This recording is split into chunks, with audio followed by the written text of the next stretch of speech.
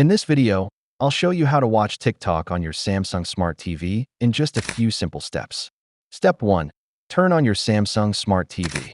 Make sure your TV is connected to the internet. Step 2. Open the App Store. Press the Home button on your Samsung remote. Scroll to and select Apps to open the Samsung App Store. Step 3. Search for TikTok.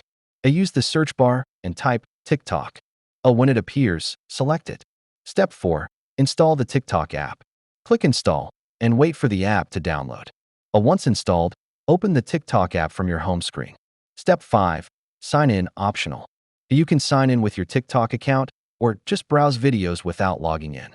Use your remote to scroll, like, and view content. Alternative method, if TikTok app isn't available. If your TV doesn't support the TikTok app, use screen mirroring or Smart View from your phone. Open TikTok on your phone, then mirror the screen to your Samsung TV. Thanks for watching. Don't forget to like this video and subscribe for more smart TV tutorials.